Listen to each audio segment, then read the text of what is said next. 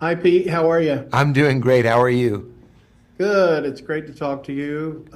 Loved seeing you in this movie and can't wait for everybody to see it. I really appreciate you helping us get the word out. Thank you. Sure. Pete, you're as a comedian, as somebody who's typically the one getting the punchlines. What was it like in this movie, kind of being the more calming factor and playing a little less type A? Yeah, no, that's true.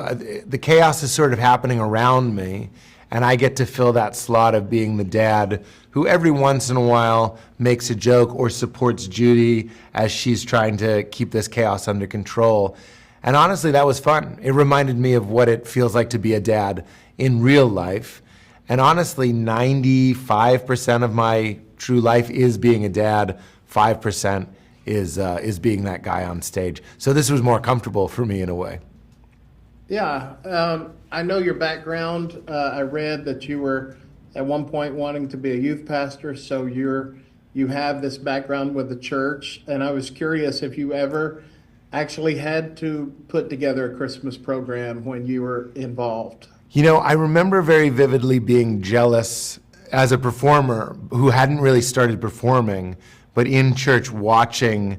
We didn't call it a pageant, but there was theater at that time of the year, and I would watch the other kids kind of do, if it was the nativity scene, or maybe it was just kind of like a little, I don't know if you'd call it a sketch, but a short scene that had some sort of message, usually kind of made you cry or was moving.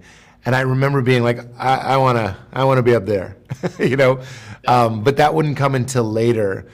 I did want to be a youth pastor. I went to a Christian college to become a youth pastor. I discovered comedy and ended up becoming a comedian. And my mom, she said, close enough. That was her joke. Well, you know, when you're talking about being jealous, when I was growing up, they offered me the only role they ever offered me was they were doing a skit of Fat Baby. Oh my goodness.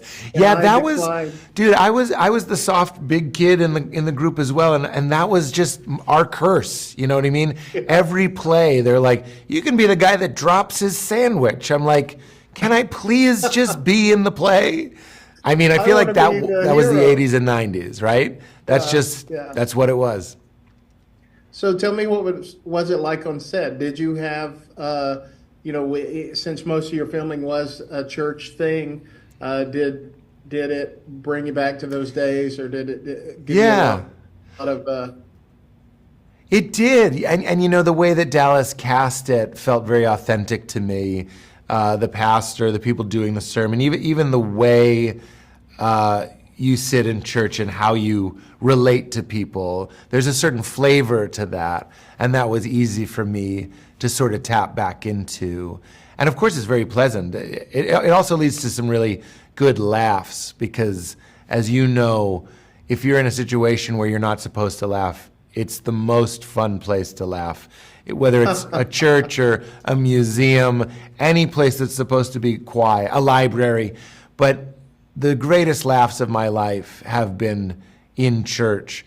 For one reason or another, something strikes you. It's not even that funny, but it strikes you funny, and then you just get the giggles. And that happened a number of times on the set, for sure. Oh yeah. What was it like working with Dallas and the cast that you had? Everybody was awesome. Dallas was exactly what you want in a director.